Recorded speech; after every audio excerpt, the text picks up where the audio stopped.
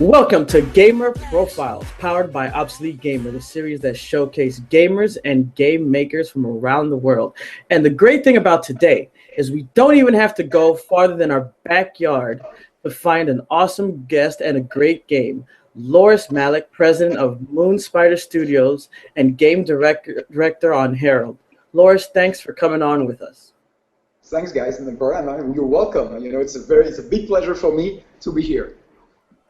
So now, starting off, it's really awesome that you guys are in Miami, and I just think that's great because a lot of times people don't often think of Miami as a hub for gaming, which I think is crazy considering my background, especially being from coming from Alienware and all the gaming that I've seen. But I can understand that everyone thinks of the West Coast, especially California.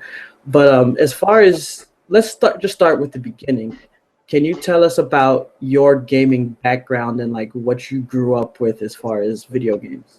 You mean what I was playing, or where I worked? I would say like playing first. Playing first. Video games is. I started playing. I don't even remember actually. Like I think between 3-4 years old, something like that. Because I had two old sisters, and they got the Atari, 2600, the old one of the first console. So I played with that, but the real first game that I actually and console that I actually owned for my birthday was the NES, and it was just came out, and I was like 5 or 6 years old, and the first game I got with it was Super Mario Bros. And the first one. And that was actually, still now, one of the biggest shocks in my entire life.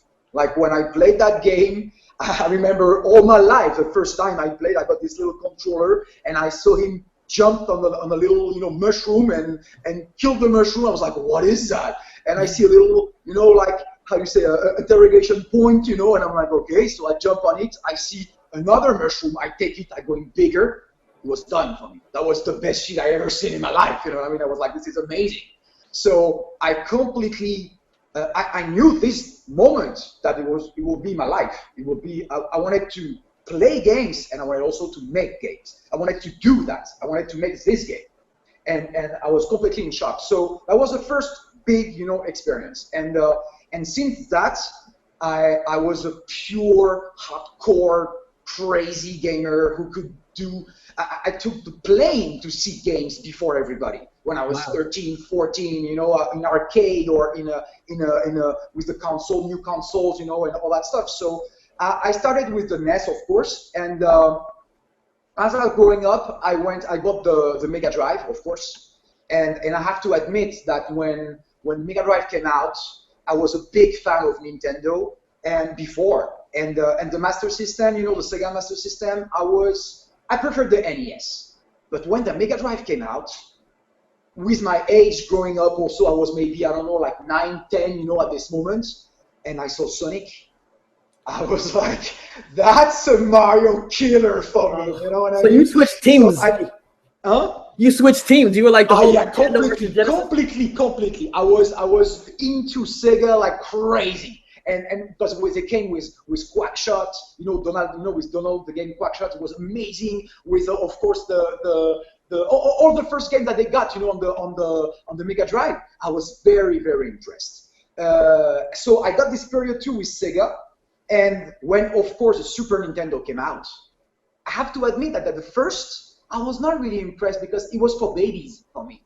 You know what I mean? Like I was a grown up now. I was 10 years old, So Mario was not really good for me until, and I remember again all my life until like one, I've got all the magazine, every month, and I was watching the pictures and read all the articles, of every game and stuff with a lot of magazine in French, and I remember one magazine that I bought where this month there were not a lot of big games on Mega Drive.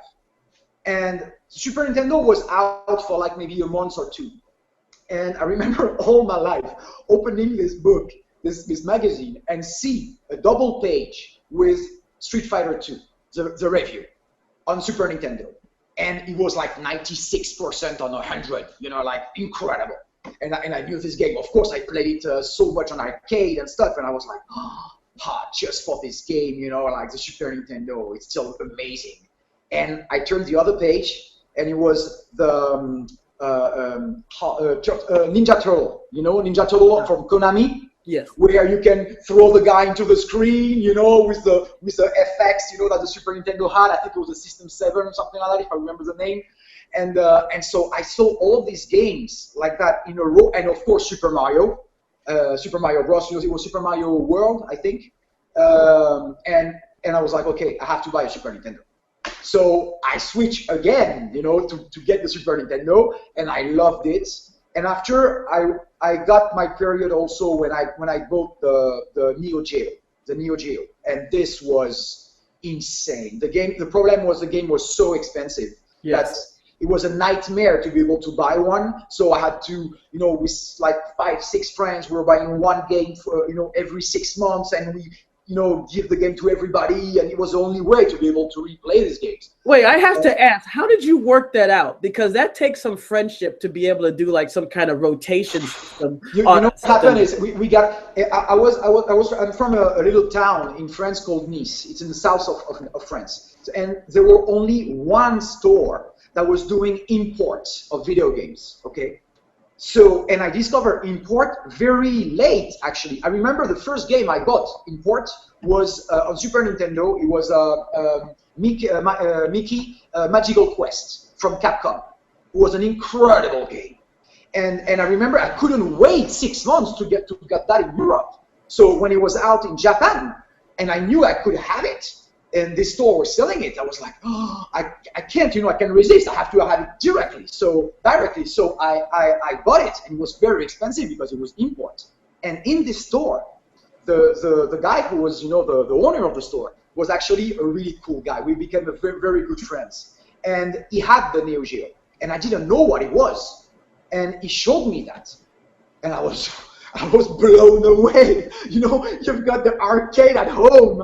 I was like, no way. When I saw all the, you know, the Fatal Furies and all these big games that I played on arcade, I was like, I can have that at home and play them for free as much as I want.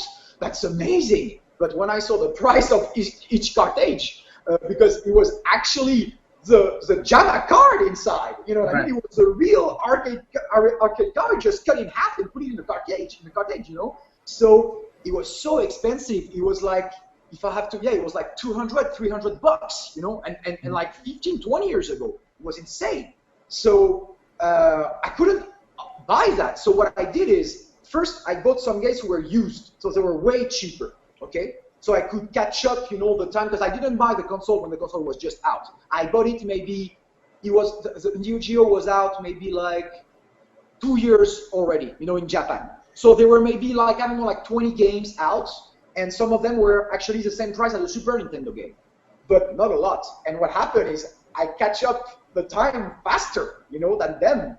So in one point, I had to really buy the new games. And I remember the first one that happened was Samurai Shodown, the fighting game, who is one of the best fighting game ever made for me, and especially the first one. And so this one, I had to really like sold almost everything I got to be able to buy just that game. And so from that, what I did is we were with this guy and with 3 other friends. We bought each one a Neo Geo.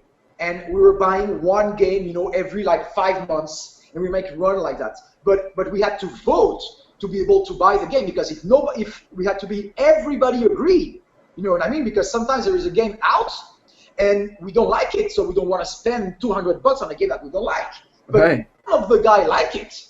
So we're like, dude, we can give you the money, you know, we can authorize you because we're not gonna buy this one, you know what I mean? So it was very complicated. So sometimes we were finding the game in arcade first, and we were trying out the game to be sure that we can buy it, you know what I mean? So we were spending, I don't know, like $20-30 for the whole weekend, you know, in the game, in the arcade, and after buy the real cartridge, you know, for the Neo Geo. But yeah, man, it was it was incredible. It was an adventure, you know, to be able to do all this shit. It was terrible. This is like a mixture between like politics and like product testing, because you had a committee. A little, yeah. Seriously, you had a committee, and then you would go and do product testing in the arcades, and then you would vote on it, and then you would have to do like funding for it, and then if it was approved, then you would get the game, and afterward you still had to go through and then share it amongst each other. I mean, that's fascinating. I think that's incredible. Most people in America, it would be like, no way. We were fighting even if we owned the game. We'd be bored with the game. It's like, hey, I've been playing Temco Bowl for like 50, years. Can I borrow it? No, man, I'm playing it. And it's like, no, you guys over there have all types of every, a situation put together. That's why the UN and stuff works over there. We're like, no, just ban the UN. Man, you guys have it together, man. We can't get it together. That was really, but after, it was the only time that really happened, because we didn't have any choice. The game was so expensive that there was really no choice. But after that, when I went to the 3D console with the 3DO, because I've got almost every console on the market, because I had to play all of this stuff because everything was very interesting. So even the 3DO, even the Jaguar, even the after of course Saturns and PlayStation, after I continue on that, but yeah, it was I started very, very young, and I tried to play as much as I could, and of course computers too. I got my time, where I was playing with Atari ST and Amiga 500, of course, what was the game? There was so much with Vroom, with Xenon 2, there was so many. So yeah, I tried a lot of stuff. Absolutely. Now, how did that lead into, I know like you were saying that from the early age you knew that you wanted to get into actual game design. Yes. What was that step? Because I was reading in some of the other articles, the interviews you did, that was what really made that push, and that you were saying that in university there were things that you could obviously learn that could help you make that push to where you got to today, but that you actually went around the world to learn from designers. So what was that next step that made you it's a good question.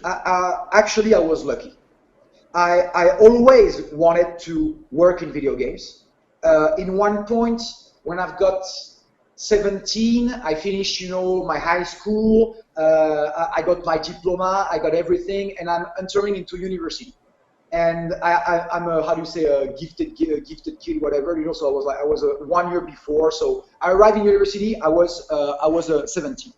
And I wanted to make video games. And the only stuff that I could find in France, and especially in Nice, was a university where I can learn how to program, to become a programmer. And I was like, okay, that's the closest stuff I can find for video games, so let's go here. And I went over there, and actually I spent only, I think, like 5 months, something like that, maybe less. And because I discovered very fast that it was not something, I will not learn anything from video games here. I was learning programming to work in a bank or in a, in an insurance company, but not video games. And I discovered also very fast that the programmation was not the stuff that I really liked. And what I really liked was game design, but I couldn't even know I didn't even know the term at this moment. And what happened, what was really funny, is in my class at university, I have a guy who's called Olivier de Rivière, who is French, and this guy is also there to work in video games, and we became friends very fast. And what happened is we left together the university because we realized that it was not for us. And this guy is a musician, and he's doing music for video games now for a long time.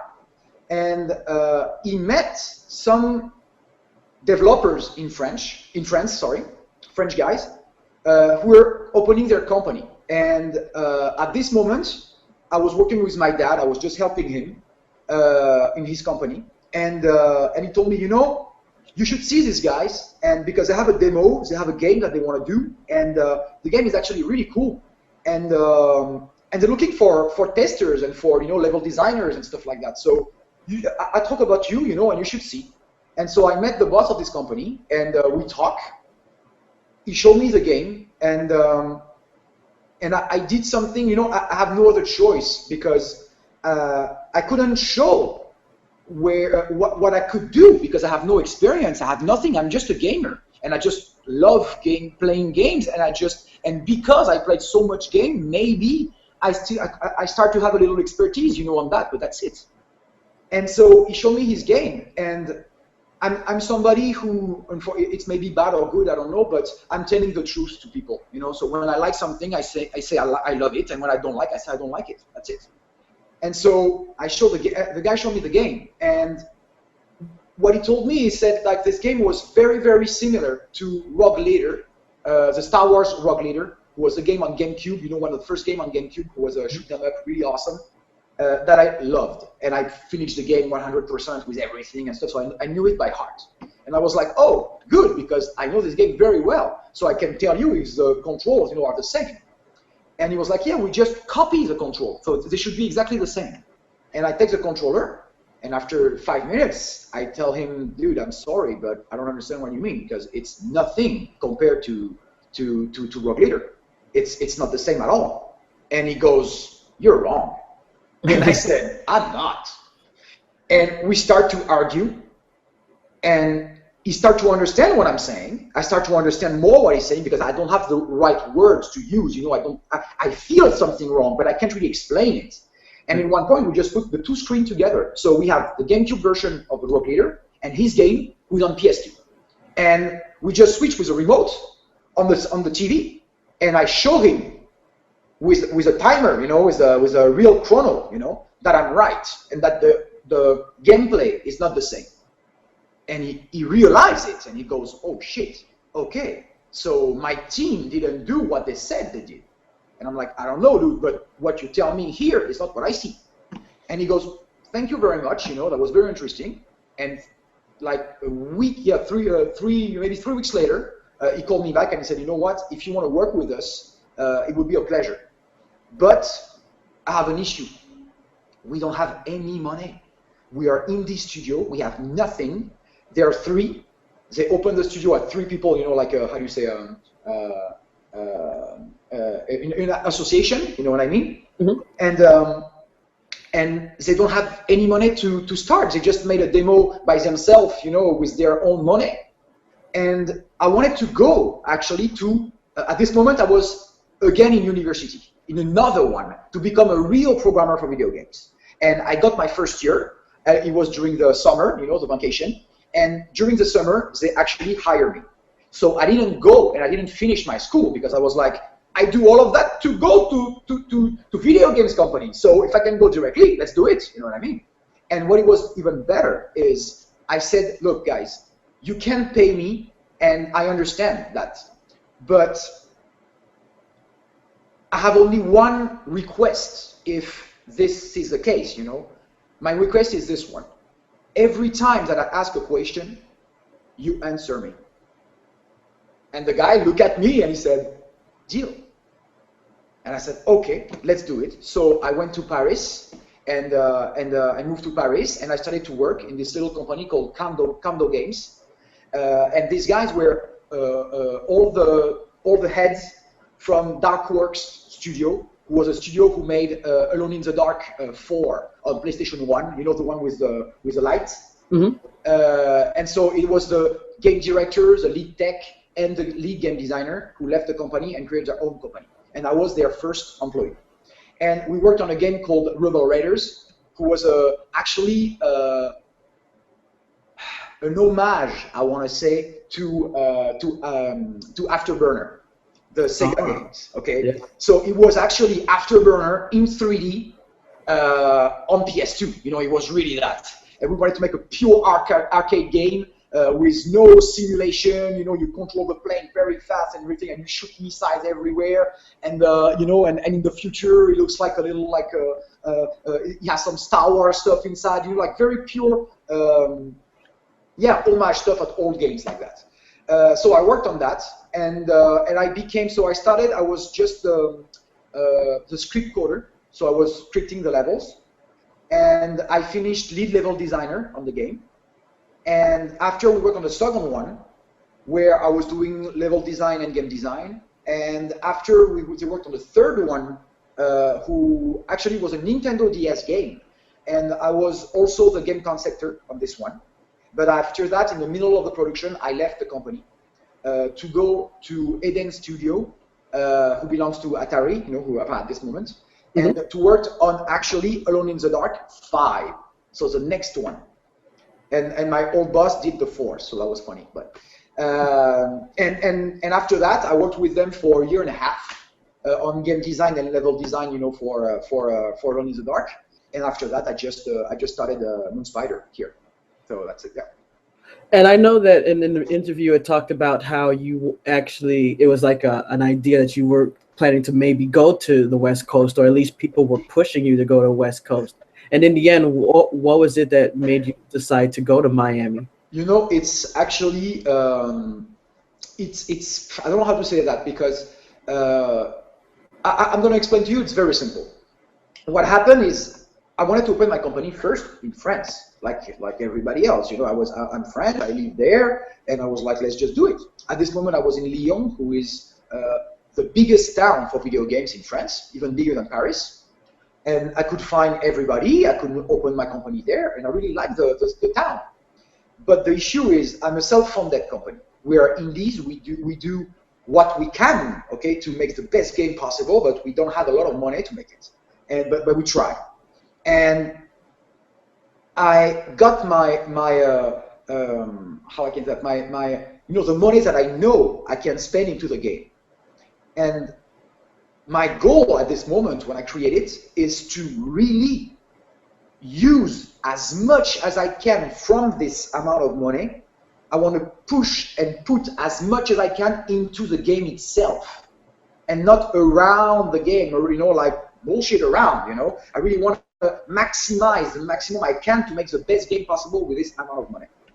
And when I start to make the business plan, I realize that in France there is a lot of taxes, like crazy a lot. When you open your company, when you start to do, and video games over there, they're absolutely not, there is no like help for video games company. A video game company is treated exactly like if I was a 7-Eleven or whatever else. It's the same stuff. So it doesn't really work. And I realized that the money that I could have, I will spend a lot on that into taxes and into employer and problems with the society itself. Okay. So what happened is my dad and my parents live in Miami for 15 years now. So I know the city very well. I came, a lot for Christmas, for vacation, to see my parents. But I never thought about it. And I was talking with my dad, and I was like, you know what? I don't think I'm going to stay in France. I think I'm going to open it in United States. And of course, I directly think about California, because that's everybody goes. That everybody, is there all there. So there is maybe a reason, So let's just go over there. And I wanted to go to San Francisco. And I went to San Francisco. And I hated it, like terrible. Like I really, really didn't like. The city is beautiful. It's one of the most beautiful cities I've ever seen. But it was so cold. It was so like, I didn't get it. Like I was like, that's San Francisco? That's what everybody want to go? Like why? And also something very important, it was so expensive. It was as expensive as Paris. So I was like, you know what? If it's the same price, I stay in Paris. I don't have to go here. So I was like, okay, it can be the solution. So I decided to go to maybe LA. So I was like, okay, let's try Los Angeles. And so I went over there. I tried also Santa Monica. I tried all the San Francisco Bay also, until like the end, like every little town. But it was really, really expensive. And actually I was a little depressed, when I came back. I was like, fuck, I can't go over there. It's too much for me. So what am I going to do? And my dad who said, why you don't open in Miami? I remember my answer. My answer was, I'm not going to open a club. I'm opening a video game company. Do you understand? It's not a nightclub. It's a, why Miami? You're crazy. How can I find people over there? You know? And he was like, you don't know. Just try. Put an announcement on one of your websites that you use, you know, to find guys for video games. You said that you have a new company, blah blah blah, and you just said that you're based in Miami, and you see, just go fishing, and you see if you have somebody, if somebody answer. You have nothing to lose. And I'm like, that's right. He's right. Let's try. And I did exactly that. I put an announcement on Gamma Sutra, and I said, look, new company, Moonspider, blah, blah, blah, based in Miami. We're looking for everybody, you know, programmers, animators, graphic guy, level designers, you know, everything. And I got, if I remember, like more than 80 answers in a week. Wow. It was incredible. And I was like, that's perfect. And I found my team, and I was like, done. I know Miami by heart. I can open the company way faster because I know everywhere, you know, all the little zones and stuff, areas and stuff. And it's way cheaper. It's fantastic to live here, you know what I mean? Like it's the paradise, you know? So I'm like, perfect. Let's do that. And so that's why I actually opened it here. But that was the beginning. And I thought that it was just like that, you know, and people were willing to come in Miami to work for video games company here. But actually, it was not completely true. What happened, and I didn't know that, is when I opened my company, we were in the middle of the subprime, you know, crisis. Mm. And I didn't calculate that. You know, I was not like, oh, fantastic, there is a crisis, let's open my company now. You know, I just opened the company when I could, and it was at this moment. And so there was a lot of people on the market. A lot of employees were searching for jobs. And I didn't really realize that. For me, I just posted at this moment, but it could be any other moment, you know. So when I received all this first salve, you know, I want to say, of people, and I hired them, I was like, done. And if I need another, you know, people, another amount, you know, like another employees, I'm going to do the same thing. And that's exactly what happened a year and a half after. We're starting to be really in the production of Herald, and I need more programmers, I need more animators, I need a lot of stuff. And I do the exact same thing. I put an announcement on Gamma Sutra. And man, you're going to believe me or not, I got 0 answer. Oh, man. 0.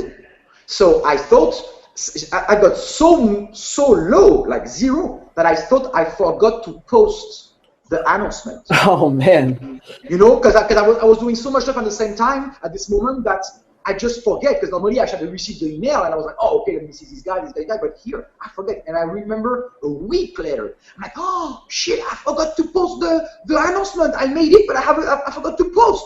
Let's see. And I go and I see that it was posted, and I don't understand. And I'm like, what's going on? So I called Gamma Sutra, and I got a very nice lady on the phone who goes, oh, you got 0 answer? Yeah, Mr. Malek, you know, there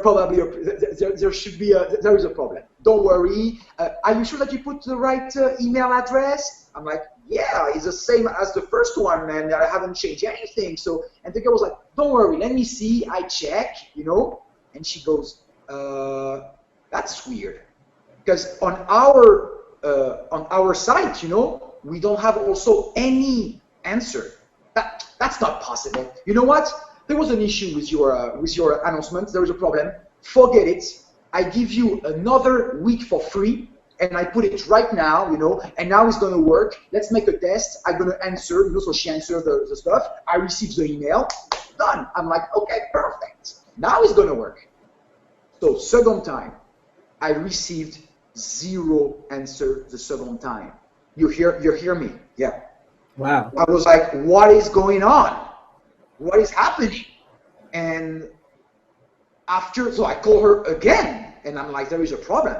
And this time she checked again, and she realized that there is really nobody that answered my announcement. So she's so embarrassed that she gives me a 3rd week for free. Okay? Wow. On the 3rd week, I received 1 answer.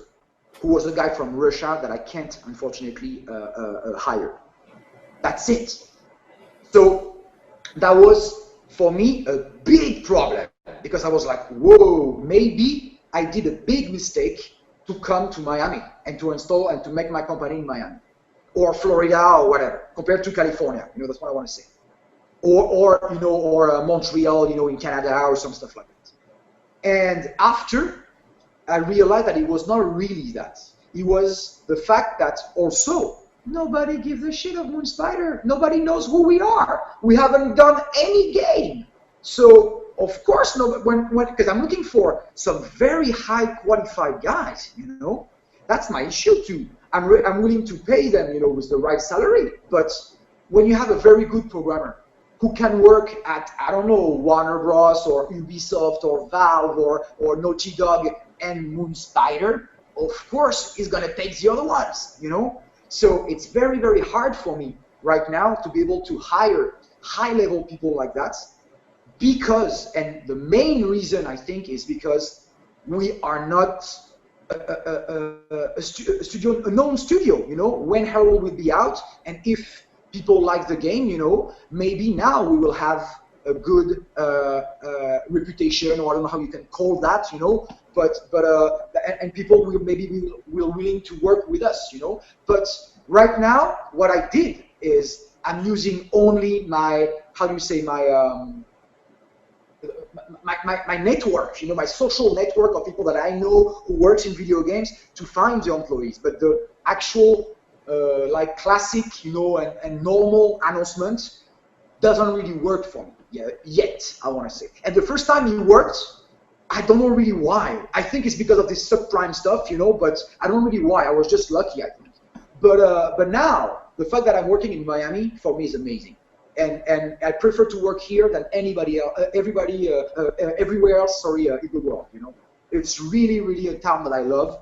And when you do video games, the most, you're in front of a computer all day with no light, with nothing, you're like, you become fucking zombies in one point. And so when you go out and it's dark and it's, like cold and, you have the snow and you're like, But here, you go out, it's vacation. Exactly. You can go on the Keys, like it's a paradise on earth. It's 2 hours from here. You can go in Orlando. You have one of the best, attraction park in the world over there, and they're all in the same place. It's amazing. So I really like that on this in this area. But I hope, that now that the game will be out, that's going to help me a little more to get, employees in the company. But we will see. It's it's something. It's something weird, but I didn't really expect that, at the first time. But that's what happened. So. How'd you come up with the name Moon Spider? It's actually I always wanted, like I said, I always wanted to work in video games. I always wanted to make my own games, and I think I got the name when I was 14 or 15.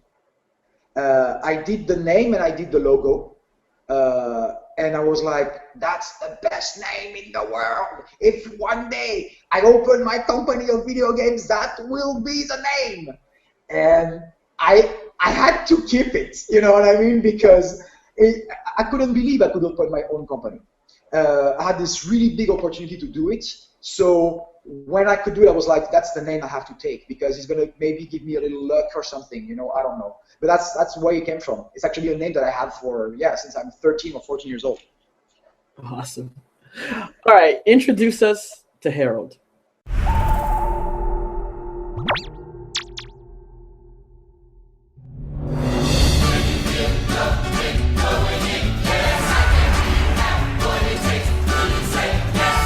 This is the big competition to decide which guardian angels enter Archangel Academy. So pay close attention, young ones. These are the race rules. It's an obstacle course where you must protect your human runner by manipulating the environment. Not all runners are equal. Some are maybe slower or shorter or dumber. Or all of the above, like, Harold.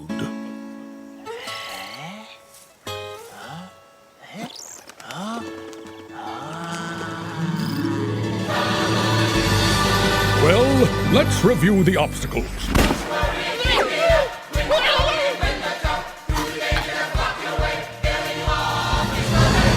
Move right. Move up.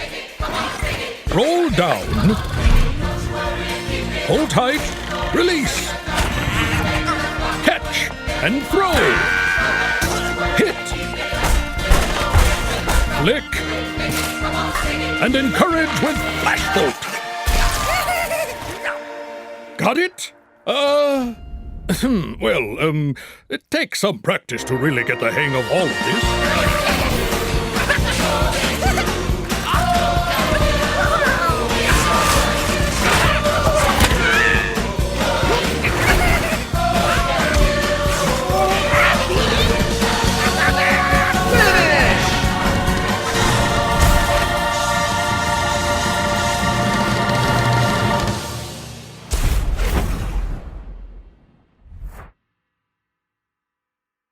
Okay, so Herald it's a game.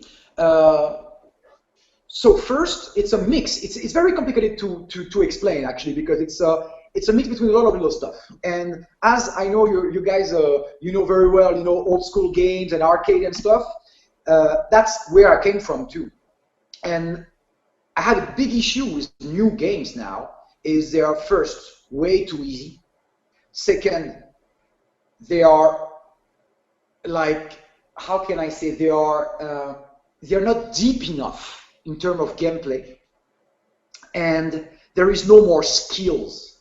You don't feel that you progress into the game when you play it. And at the beginning you were not really good, and now you're way better at what you're doing. On every game now, from the beginning to the end, it's almost the same. You just go a little, you know. And in arcade, I remember that some games kick my ass like terrible, and it was made for it. It was made that you have to put money on it. So they wanted that the play is shorter as possible, you know. And also on PC and old games on Nintendo, you know, I remember Ghosts and Goblins. Do you imagine a game with this kind of difficulty now? Who was one of the biggest success of all time, and Ghosts and Goblin, you know? This game is insanely hard to play now, and they're all like that. Or Donkey Kong, or Pac-Man, or all the classics are insanely hard compared to game you play now. And that was the first thing that I wanted to get in this game. I wanted to put back an homage of this old game where you have to learn. You're gonna have to die. It's a try and fail. It's not bad to die. It's actually good. You learn things, and it's because you learn that you progress. You know, so. The base of Herald is that. And I had two issues. The first one was I wanted to create the first game who looks like a AAA quality game, in overall quality, but with no money. That was the first goal. So we're like, okay, how can we do that? So what I decided to do is very simple. I said, okay, instead of having a game who's going to have 30 or 40 hours of gameplay, I'm going to make a game who has between 8 and 12. Who is already good for me, you know, because I wanted to go even less than that at the beginning, but we went a little further. I was okay with between 5 and 8, but we are now more between 8 and 12. So I wanted to have this game who is a short game, but very intense and condensed, and put everything I can in this smaller amount of time. Because even with the big AAA, keeping a game for 30 or 40 hours with a rhythm that stays, you know, always. I mean, you're like, oh, this level is amazing, and after it's even better and better and better and better. It never really happens. What's happening is it's always like the first 2 hours are amazing, after it goes a little low, and after you go back, and after, you know what I mean? It's like that, the video games. And so I was like, first, let's do a smaller game in terms of, you know, content, but let's do the content very well. And the second stuff who is linked to that was to make the first game who really looks like an old Walt Disney movie, okay? Like an old Jungle Book or Pinocchio, or, you know, this kind of old style, old school movies, whereas they're painting, you know, on cells, you know, on plastic. You know, that's really what I like. So that was the two goals. And I knew also that the gameplay that I had was really, it was very interesting, very deep, but how I can say that, like the tickets, the entrance ticket is very high. I don't know if I can say that, if you know what I mean. And only real hardcore gamers can maybe succeed to finish the game at 100%. It's a hard game. It's for hardcore. Now, I didn't want also to, that is only for that. So what I did, only for this kind of gamers. So what I did is, I don't know if you remember Mario 64 on Nintendo 64, but oh, definitely. Okay, this game was very interesting for me because you could. I think that everybody can really finish Mario 64 if it takes a little time, and he can finish the game and see all the levels and see the end, and done. Now, finish the game with the 120 stars. That was a complete other story. Okay. That was the hardcore stuff. So I really wanted to keep this logic for Herald. So what we did is, it's a race, okay?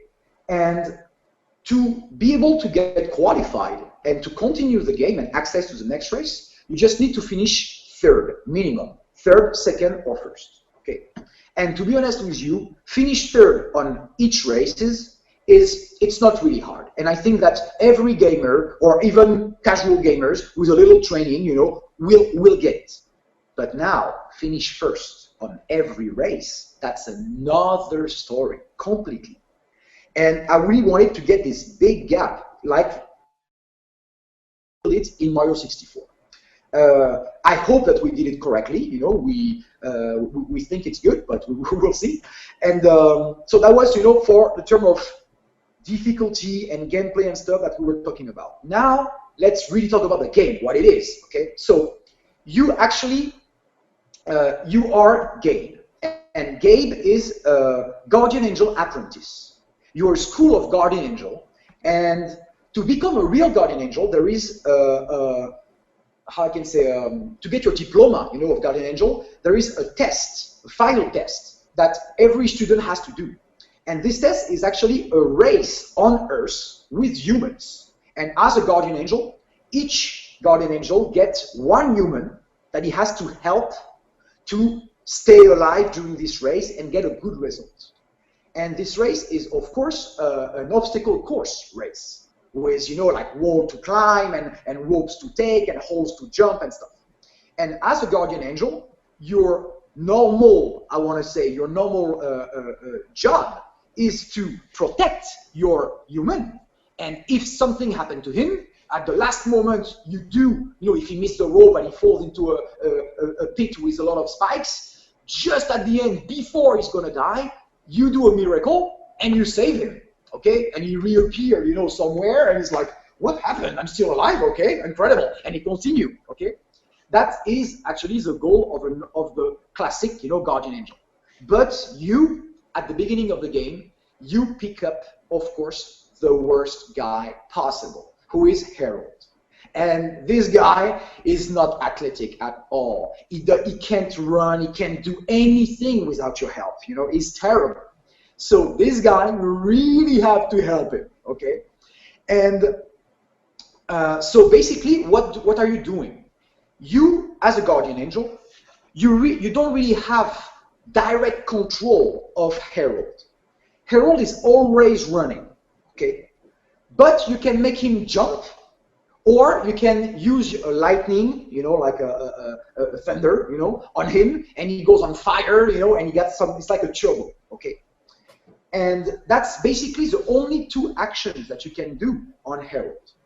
But the actual game, the real game, is that you control the environment around Harold. And what it is actually you can control the obstacles that Harold will interact with. So, for example, I don't know, you have, you're in the jungle and you have some some wood planks, on some water, and you can actually move the wood planks, make him go on it and push it, and like that he can pass without dying. Okay, that's basically the game. Now, that seems very simple, but it's actually very complicated and very fast. What is weird with this game, and I can't really explain it, but that's how I feel when I play and when everybody plays, is do you remember the game Lemmings? Oh yeah, and that's what I was thinking about when you explained it. When I saw the trailer, as I thinking about the mixture between Lemmings. It's absolutely that. There was a friend who gave me one of the best definition for my game. He said, "Your game, Harold, is Lemmings on steroid." You know what I mean? Like, it's really that. It's way faster because it's a race. It's also a platformer because you control. Okay, you don't control the guy, but you control the platforms. So it's exactly the same as finally, and it's a mix between all of that. But also, when you start to play very well, it becomes almost like a rhythm game. I know it's weird what I'm saying, but when I play, I really feel the mix between Wipeout, the old Wipeout, the first one on PlayStation 1, okay, where if you don't really focus and be inside, I remember playing that game forever and putting, Firestarter from Prodigy at the maximum level, just go, and just go, and try to make the perfect lap. And I was doing maybe 1 on 50. But when you start to feel this game, it goes so fast that at one point the background goes reverse. It was incredible, and you really feel that in Herald, where you need to focus and get this concentration and this level of focusing. And so it's very close to Wipeout, mixed to Guitar Hero. I know it's very weird what I'm saying, but it's the truth, because as the enormous difference in this game compared to all the other rhythm games is that normally it's the game itself who imposes his rhythm. Okay, so when you play Guitar Hero and you play a song, the song has a tempo, and that's the tempo you have to follow. In Herald, you are the tempo. The limit of the speed of the game is your limit. And that's why it gives this craziness when you play, because you are the limit. It's not the game. If you want to go faster, the game will handle it. And if you want to do some crazy stuff, he will handle it. So you play as fast as you can handle. Like Wipeout.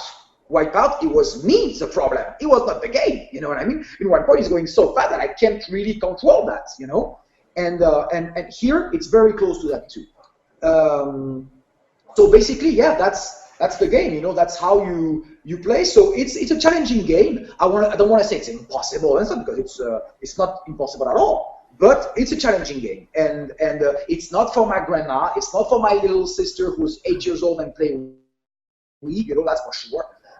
But kids, and I'm saying that it's not even really true, because we made some tests with some kids who was like 10, 11 years old, and I was in shock how fast they learn, man. Oh, it's impressive. Like, they got the game so fast, it's very, very cool. So basically, yeah, that's the game. I don't know if you have any other question. No, that was a great explanation, because I mean that's the impression that I got, and I like the fact that there are games coming out, and I primarily see that people who are coming from studios like yours that have that old school gaming in them, that are bringing these games that have these challenges. I mean, I have nothing against games that are simpler for casual. You got to make games for everybody, but games that are more challenging, I think, is fun. You have to have a good mixture, and seeing a game like this that does have that challenging element to it, and I do really like that. Like you said, the Disney style was really cool. So I think it looks great, and I hope that there and give it a try. And I just wanted to say, it's really cool, especially the fact that, you're here in Miami. I just think that is awesome. So I definitely want to be able to come by one day, and maybe we can take a look. Pleasure. But I just want to, say it was great talking to you, and I just want to say thanks for coming on and doing a profile with me. Thank you, man. Thank you. Huh? When you want, you can call me back. You can, come to the studio. It's with pleasure. And I always like, share stuff like that, especially with guys. When I saw your website, I was like, that's nice because I'm sure you know Arcade Odyssey in Miami. Oh yeah, Odyssey, definitely. We know that. Okay, Definitely. okay. But we did all the play tests in Arcade Odyssey for the game for Herald, and I'm a friend of Rick, the owner, and he has some incredible games, arcade style, that brings me like I realize that we invented everything at this moment. It's really like it's very rare to see now new kind of gameplay, and all these old school games, they're still amazing. Like, okay, the graphics sucks, but who cares? Like, who cares? It's the gameplay and the essence of the game who counts for me. So yeah. Definitely. And for everybody, I mean, because really, that's what it boils down to. It doesn't matter always the graphics. Like some of the old games, like Mega Man and stuff like that, you go and you play it, and it may not have like the craziest graphics altogether, but you can go back and play it. I see people all the time playing these old classic games, and it may not have the flashiest 3D animation, but like you say, it's the essence of the game. It's the gameplay that matters, and that's the thing. So, but it's something that. It's one of the first things that I said to my artistic director when we started the game. I said, look, the problem with the gameplay is you need a certain amount of time to learn it and to get it, because you need to break habit that you have, that you watch Harold and you watch the guy that you control on the screen. And unfortunately, in this game, you don't control him. What you control is it's in front of him. So you really have to, because even me at the beginning, I was like, stop watching him. Nothing's going to happen to him. It's in front that I have to watch and prepare everything in advance for him. So when I said to my artistic director, look, guy, the issue we're going to have, the biggest issue is this. People need a minimum of 30 minutes to get the gameplay, because it's weird, I know. If they leave the controller and said this game sucks before 30 minutes, we're fucked. So to make them swallow the pill, who is a little too big for them, I need to find a way that this first 30 minutes, there is something else that they are interested in, that goes like, hey, you don't see that, look over there, it's really that. And so I was like, man, we need some amazing graphics and amazing animations for this game, because that's what's gonna put on the pill, some little sugar or whatever, and it's gonna have a better taste to swallow. And when they arrive at the real game, they don't check the graphic anymore, they're like, hey, okay, I got it, it's beautiful. Now they understood the game, and now it's done. You know what I mean? They're hooked. So that was the goal, and so that's why the game we didn't make a game beautiful to make a beautiful game. It has a purpose. The purpose is actually for that. I remember playing when I was a kid some games that I didn't really like, but I was just wanted to see the next cinematic, because it was so incredible, like for example, Final Fantasy. That's a perfect example. I'm not a big fan of RPGs, and all the Japanese style RPGs like that, the turn by turn and stuff. I prefer a game with more action, but I did all of them because I wanted to see this incredible, CG stuff and the story and all that stuff. So it's possible to hook a gamer to a game without gameplay, with something else. The gameplay has to be good, not terrible, but if it's okay, but something else around is very, very, very amazing, that works too. But me, I thought, and I hope that I have a very good gameplay, but I know that the entrance ticket was really high. So how can I make this entrance that people goes and they don't really realize they're up inside? That's the graphic and the animation that we decide that can really help. That could be something else, but that was what we choose at this moment. Yeah. The game is Herald, and it is from Moonspider Studios. And I just want to once again thank you, Loris, for coming on Thanks, and talking man. with us. Thank you, guys. We're gonna have you back on soon because I want to see more from Harold and of course more from your studio because I really think that you guys are gonna have a lot of cool stuff, especially from what we've seen so far. So we're definitely gonna keep in touch with you. Perfect, man. Thank you. Thank you very much, guys. Take care. All right, guys, we're gonna be back very soon with another gamer profile. But until then, remember our motto: never stop gaming. We'll be back soon.